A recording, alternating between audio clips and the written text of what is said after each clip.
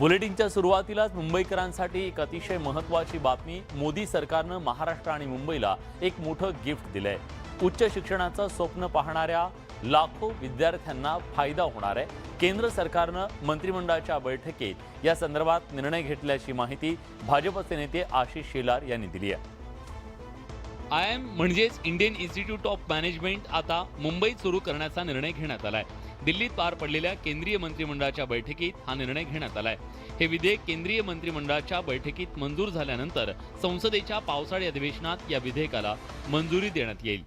मुंबईच्या पवईतल्या national institute of industrial engineering म्हणजेच निटी या संस्थेलाच आता IIM म्हणून मंजुरी मिळाली आहे। त्यामुळे आता मुंबईतल्या IIM मध्ये MBAच्या जवळपास 350 जागांसाठी प्रवेश दिला जाणार असल्याचं सांगण्यात येत आहे। मुंबईला नवीन IIM याची मान्यता करून मुंबईकरांची एक खूप मोठी सोय आणि सुविधा आणि सेवा केलेली आहे। IIM मध्ये शिकण्याचं अनेक विद्यार्थ्यांचं स्वप्न असतं। त्यासाठी मग मुंबईतील विद्यार्थी राज्याबाहेरील IIM मध्ये प्रवेश मिळवण्यासाठी प्रयत्न करतात। पण केंद्र सरकारच्या या निर्णयामुळे आता मुंबईतील विद्यार्थ्यांना मुंबईतच IIM मधून शिकण्याचं स्वप्न पूर्ण करता येणार आहे। केंद्रीय मंत्री नितीन गडकरी यांच्या नागपूर इथल्या कार्यालयात गेल्या काही महिन्यात तब्बल 3 वेळा धमक्यांचे फोन आले। यात पैशांची मागणी करण्यात आली। या धमकी प्रकरणी आता तपासात पोलिसांना मोठं यश हाती लागलंय। केंद्रीय मंत्री नितीन गडकरी यांच्या धमकी प्रकरणातील खरा मास्टरमाइंड नागपूर पोलिसांच्या जाळ्यात सापडलाय। बशीरुद्दीन नूर अहमद उर्फ अफसर पाशा असं त्याचं नाव आहे। बेळगावातून नागपूर पोलिसांनी अफसर पाशाला ताब्यात घेतलंय। अफसर पाशाच्या निमित्तानं या धमकी प्रकरणात PFI नंतर आता लष्कर ए तोयबाची एंट्री झाली आहे। कर्नाटकात लष्कर ए तोयबासाठी काम करणारा अफसर पाशा हाच यामागचा खरा सूत्रधार असल्याचं समोर आलंय। अफसर पाशावर अनेक आरोप आहेत। ढाका आणि बंगळुरू बॉम्ब हल्ल्यासह जम्मू काश्मीरमध्ये लष्कर ए तोयबासाठी दहशतवाद्यांची भरती करण्याचा आरोप त्याच्यावर आहे। बेळगावच्या तुरुंगात गडकरींना धमकवणारा जयेश पुजारी आणि अफसर पाशाची ओळख झाल्याची माहिती आहे। पाशानंच पुजारीला बॉम्ब बनवण्याचं प्रशिक्षण दिलं आणि त्याची PFI मध्ये नियुक्ती केली।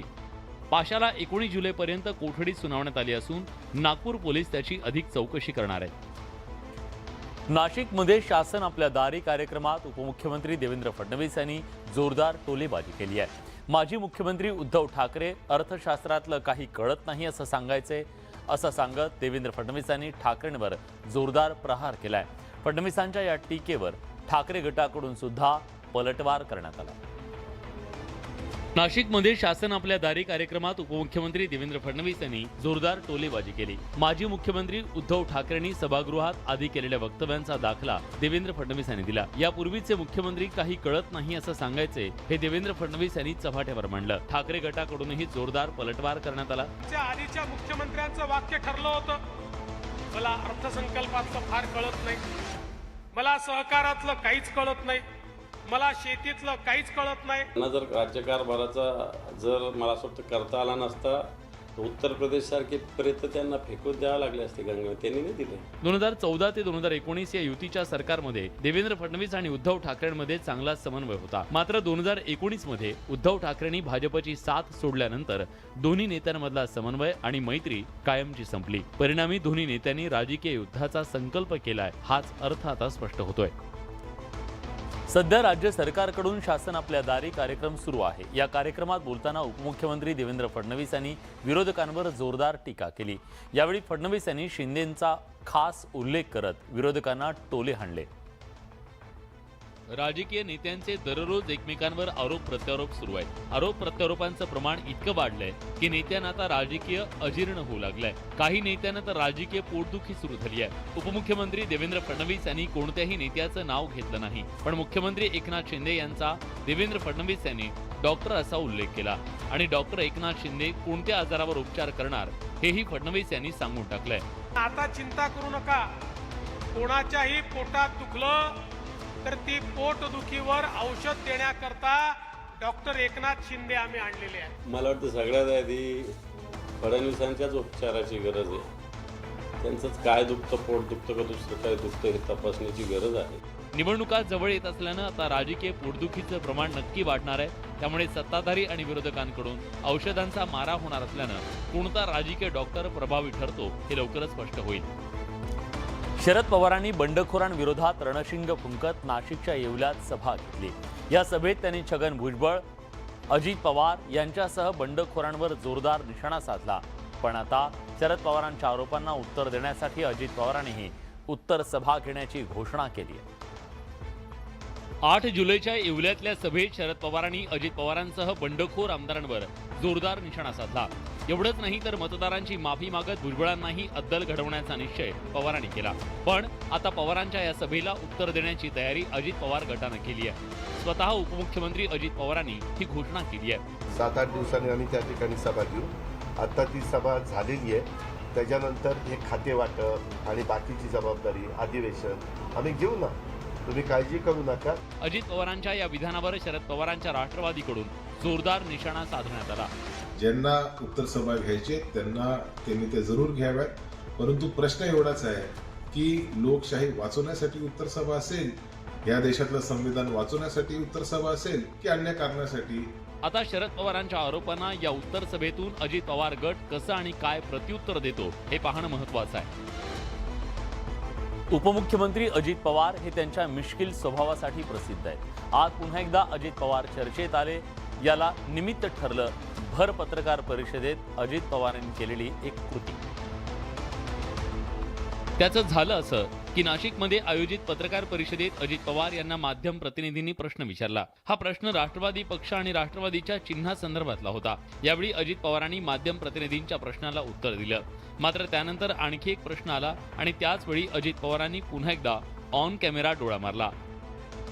इथं पक्षाचं चिन्ह आणि हे एबी फॉर्म द्यावा लागतो, तोपर्यंत सगळ्या गोष्टी तुमच्या डोक्यात लख प्रकाश पडेल।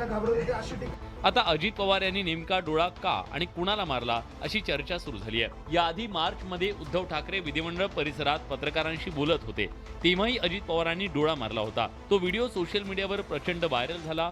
एका पत्रकाराला प्रश्नाचं उत्तर नंतर देतो हे सांगण्यासाठी आपण डोळा मारला होता, असं अजित पवारांनी तेव्हा स्पष्ट केलं होतं। आता दादांनी डोळा मारल्यानं राजकीय चर्चांना उधाण आलंय। अजित पवारांच्या बंडानं शरद पवारांची राष्ट्रवादी दुभंगली। यानंतर काका पुतण्यांनी एकमेकांवर केलेल्या टीकेनंतर पवार कुटुंबात फूट पडल्याची चर्चा सुरू झाली। मात्र अजित पवारांच्या एका कृतीनं पवार कुटुंब आजही एकसंध असल्याचं स्पष्ट झालं। राजकीय संघर्ष सुरू असताना शुक्रवारी संध्याकाळी उपमुख्यमंत्री अजित पवार हे शरद पवारांचं निवासस्थान सिल्वर ओकवर पोहोचले। खाते वाटप झाल्यानंतर अजित पवार लगेचच पवारांच्या घरी पोहोचल्यानं चर्चांना उधाण आलं। यावर अजित पवार यांनी स्पष्टीकरण दिले। काकी प्रतिभा पवार यांच्या प्रकृतीची विचारपूस करण्यासाठी सिल्वर ओकवर गेल्याचं अजित पवारांनी सांगितलं। विशेष म्हणजे सुप्रिया सुळेंनी फोन करून प्रतिभा पवार यांच्या प्रकृतीविषयी माहिती दिल्याचं अजित पवारांनी म्हटलं। राष्ट्रवादीनंही ही कौटुंबिक भेट असल्याचं म्हटलंय। मला काकींना भेटायचंच होतं।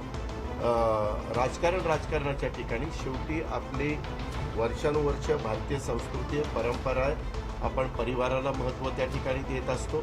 सिल्वर ओकवर अजित पवारांची शरद पवार आणि सुप्रिया सुळेंशी चर्चा झाली।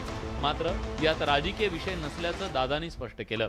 मात्र राष्ट्रवादीतलं बंड आरोप प्रत्यारोपानंतर 14 दिवसांनी पवार काका पुतण्याची भेट झाली।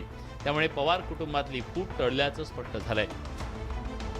राज्यात मान्सून उशिरा दाखल झाल्यानं पेरण्यांना सुद्धा उशीर झाला। पेरण्या झाल्यानंतरही पुरेसा पाऊस न झाल्यानं मराठवाडा, खान्देश, पुणे, पश्चिम विदर्भासह मध्य महाराष्ट्रात शेतकऱ्यांनी दुबार पेरणीला सुरुवात केली। त्यामुळे बियाण्यांची मागणी वाढण्याची शक्यता आहे। राज्यात काही भागात पाऊस झालाय, मात्र अनेक भागात अजूनही दमदार पाऊस झालेला नाहीये। त्यामुळे अनेक ठिकाणी पेरण्या खोळंबल्यात। कोकण विभागात 17%, नाशिक विभागात 59%, पुणे विभागात 31%, कोल्हापूर विभागात 30%, लातूर विभागात 61%, अमरावती विभागात 77%, तर नागपूर विभागात 51% पेरण्या आहेत। पावसानं दिलेली ओढ आणि रखडलेल्या पेरण्यांमुळे राज्य सरकारही चिंतेत आहे। मी पंतप्रधानांना पण भेटण्याचा प्रयत्न करणार आहे आणि मग जर त्यांची भेट झाली तर त्यांच्याही कानावर घालू की बाबा साधारण अशी परिस्थिती आहे। आज पेरण्या लांबल्या आहेत, आमच्या समोर देखील काळजी आहे, पण काळजी करू नका। कुठल्याही परिस्थितीमध्ये आम्ही तुमच्या पाठीशी उभे आहोत। संपूर्ण राज्यात दमदार पाऊस व्हावा अशी अपेक्षा शेतकऱ्यांसह सर्वसामान्यांची आहे। अर्धा जुलै सरला तरी राज्याच्या बहुतांश भागात पावसानं म्हणावी तशी हजेरी लावलेली नाहीये. त्यामुळे अनेक भागात पेरण्या खोळंबल्यात. आता भारतीय हवामान विभागानं महाराष्ट्रासाठी पावसाचा अंदाज वर्तवलाय. राज्यात पुन्हा एकदा पावसाचा जोर वाढणार असल्याचा अंदाज भारतीय हवामान विभागानं व्यक्त केलाय. संपूर्ण विदर्भासाठी पुढील 5 दिवस येलो अलर्ट जारी केला असून सर्वच जिल्ह्यात पावसाची रिपरिप पाहायला मिळणार आहे. मराठवाड्यात देखील पुढील 2 दिवस काही ठिकाणी जोरदार पावसाचा इशारा देण्यात आलाय. 17 जुलैपासून पुन्हा तळकोकणात पावसाचा जोर वाढण्याची शक्यता आहे. उत्तर महाराष्ट्रातही विजांच्या कडकडाटासह पावसाचा अंदाज आहे. 18 जुलैपासून मुंबई आणि उपनगरात देखील पावसाचा जोर वाढण्याचा अंदाज आहे. राज्यात आतापर्यंत अनेक ठिकाणी पावसाची तूट असल्याचं चित्र आहे. पेरण्यांना ठिकठिकाणी सुरुवात झाली आहे, पण कुठे दुबार पेरण्या होत आहेत. त्यामुळे हवामान विभागानं व्यक्त केलेल्या अंदाजानं शेतकऱ्यांनी काहीसा सुखावलाय. निसर्गाच्या लहरीपणासह अनेक संकट राज्यातल्या बळीराजावर आली. त्यातून सावरत मार्ग काढण्याचा प्रयत्न करणाऱ्या बळीराजावर आणखी एक संकट उभं ठाकलं. शंकी गोगलगाय पाठोपाठ पैसा अळीचं संकट आलंय. लातूरमधले शेतकरी त्यामुळे कोंडीत सापडले. आधीच उशिरा मान्सून सक्रिय झाल्यानं लातूर जिल्ह्याच्या काही भागात पेरण्या रखडल्या होत्या. मात्र काही ठिकाणी पेरण्या झाल्यानं पीक उगवत असतानाच शेतकऱ्यांसमोर आणखी एक संकट उभं ठाकलंय. हे संकट आहे पैसा अळीचं. ही अळी आलेलं पीक खाऊन नष्ट करतेय. लातूर जिल्ह्यातल्या अहमदपूर तालुक्यातल्या खंडाळी शिवारात कापूस पिकावर या अळीचा प्रादुर्भाव झाल्याचं समोर आलंय. गेल्या वर्षीच्या तुलनेत यंदा जिल्ह्याच्या काही भागात गोगलगाई आणि पैसा अळीचं संकट आल्यानं शेतकरी कोंडीत सापडलाय. नवी मुंबईतील कृषी उत्पन्न बाजार समितीत एक अजब गजब चोरीची घटना समोर आली आहे. ही चोरी आहे चक्क टोमॅटोची. या चोरट्यांनी ही चोरी सीसीटीव्हीत कैद झाली आहे. टोमॅटोचे दर सध्या गगनाला भिडलेत. 1 किलो टोमॅटोचे दर 150 रुपयांवर गेलेत. टोमॅटोला सोन्यासारखा दर मिळू लागल्यानं चोरट्यांची नजर सुद्धा टोमॅटोवर गेली आहे. एपीएमसी मार्केटमध्ये व्यापाऱ्यांनी आणलेल्या टोमॅटोवर चोरट्यांनी डल्ला मारलाय. रात्रीच्या अंधारात टोमॅटो चोरत असताना 2 जण सीसीटीव्ही कॅमेऱ्यात कैद झालेत. व्यापाऱ्यांनी पोलिसांना याबद्दलची माहिती दिली असून पोलीस अधिक तपास करतायत. दिल्लीत यमुना नदीच्या पाणी पातळीत वाढ होतीये. जागोजागी फक्त पाणीच पाणी पाहायला मिळत आहे. त्यामुळे दिल्लीकरांची सध्या दाणादाण उडाली आहे. उत्तरेकडील राज्यात झालेल्या पावसानंतर हथिनीकुंड बॅरेजमधून मोठ्या प्रमाणात विसर्ग सुरू आहे. त्यामुळे यमुना नदीची पाणी पातळी वाढली आहे. देशाच्या राजधानीत सर्वत्र पाणीच पाणी पाहायला मिळत आहे. पुराचा हजारो नागरिकांना फटका बसलाय. यमुना नदी तीरावरील जवळपास 25,000 नागरिकांचं सुरक्षित स्थळी स्थलांतर करण्यात आलंय. एनडीआरएफच्या 15हून अधिक तुकड्या मदत आणि बचाव कार्यासाठी तैनात करण्यात आल्यात. यमुनेच्या पुराचं पाणी लाल किल्ला परिसरात पोहोचल्याचं पाहायला मिळालं. आता हेच पुराचं पाणी राष्ट्रपिता महात्मा गांधी यांचं समाधीस्थळ राजघाटपर्यंत पोहोचल्याचं पाहायला मिळालं. दिल्लीतल्या या पुरानंतर नागरिकांची चिंता वाढण्याची शक्यता आहे. पूरबाधित नागरिकांना पाणी टंचाईला सामोरं जावं लागण्याची शक्यता आहे. तसंच दिल्लीत रोगराई वाढण्याचीही भीती आहे. दिल्लीत यमुना नदीची पाणी पातळी वाढल्यानं नागरिकांचे प्रचंड हाल होत आहेत. गेल्या काही दिवसापासून नागरिक पुराच्या पाण्यात अडकलेत. मात्र दिल्लीच्या पुरावरून आता राजकारणाचा सुद्धा पूर आलाय. दिल्लीच्या पुराला भाजप जबाबदार असल्याचा आरोप सत्ताधारी आम आदमी पक्षाने केलाय. दिल्ली जाणून बुजून बुडवली गेल्याचा आरोप आपचे नेते सौरभ भारद्वाज यांनी केलाय. सर्वोच्च न्यायालयासह दिल्लीतल्या सर्व महत्त्वाच्या इमारती बुडवण्याचा कट होता असा आरोप आपनं केलाय. आपच्या आरोपांना भाजपनेही जोरदार प्रत्युत्तर देत मुख्यमंत्री केजरीवाल यांना आव्हान दिलंय कि आप एक दूसरे के राज्य को बाढ़ में डुबोने के षड्यंत्र करने लगे, वरना षड्यंत्र तो था कि सुप्रीम कोर्ट को भी बहा के ले जाए। धोखेबाज मुख्यमंत्री को तय करना है इस संकट की घड़ी में वो जनता की सेवा करना चाहते हैं या ओछी हल्की घटिया निंदनीय राजनीति करना चाहते हैं। दिल्लीतल्या या पुरानं नागरिक बेहाल झाले. अशा परिस्थितीत नागरिकांना दिलासा देणं गरजेचं आहे. मात्र नेत्यांनी राजकारण सुरू केल्यानं दिल्लीच्या नागरिकांमध्ये संतापाचं वातावरण आहे. हँडसम फौजदार अभिनेता आणि मराठी मनोरंजन सृष्टीतील विनोद खन्ना अशी ओळख असलेले ज्येष्ठ अभिनेते रवींद्र महाजनी अनंतात विलीन झाले. पुण्यात भावपूर्ण वातावरणात त्यांना अखेरचा निरोप देण्यात आला. महाजनी यांच्या निधनानं चाहत्यांना धक्का बसलाय. अभिनेते रवींद्र महाजनी तळेगाव दाभाडेतल्या सदनिकेत मृतावस्थेत सापडले. महाजनी हे गेल्या काही महिन्यापासून तळेगाव दाभाडेच्या आंबी गावातल्या एका फ्लॅटमध्ये राहत होते. गेल्या काही महिन्यांपासून ते या फ्लॅटमध्ये भाड्यानं राहत होते. महाजनी राहत असलेल्या फ्लॅटमधून दुर्गंधी येत होती. याबाबत शेजाऱ्यांनी पोलिसांना माहिती दिली.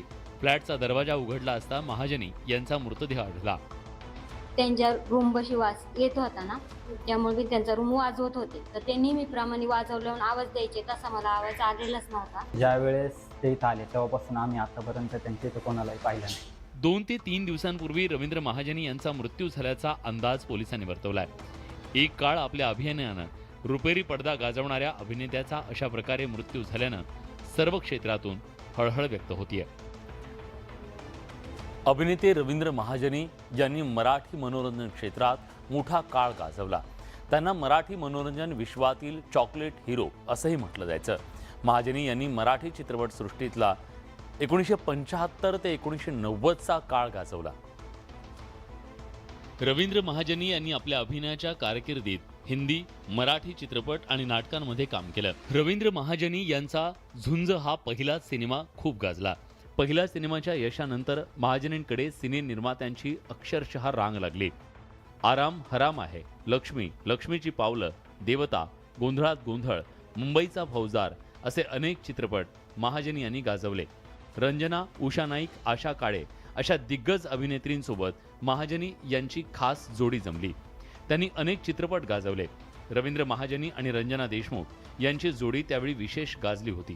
त्याचा रुबाबदार असं व्यक्तिमत्व होतं आणि हिंदी चित्रपटाच्या नायकाला सुटेबल अशी पर्सनॅलिटी असूनही हिंदी चित्रपटसृष्टीमध्ये मात्र ते दुर्दैवाने त्या काळामध्ये रुळले किंवा रुजले नाहीत. महाजनी यांच्या निधनामुळे मराठी चित्रपटसृष्टीतील जुन्या काळाशी नातं सांगणारा आणखी एक दुवा निखळलाय.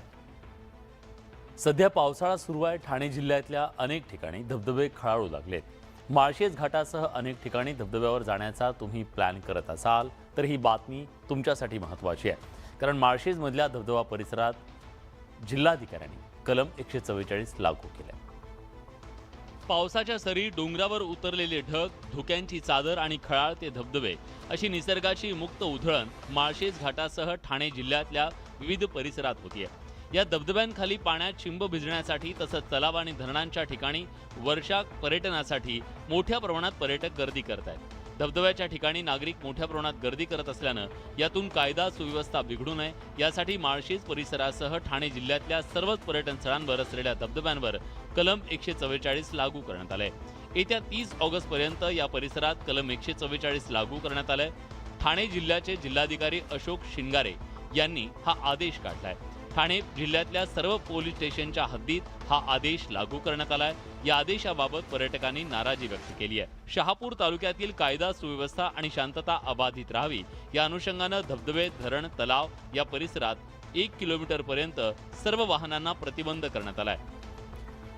चंद्रपूर जिल्ह्यातील ताडोबा अंधारी व्याघ्र प्रकल्प म्हणजे वाघांची पंढरीच. वाघांसाठीच्या या संरक्षित जंगलामध्ये वाघांचा कुटुंब कबिला सुखानं जगतोय.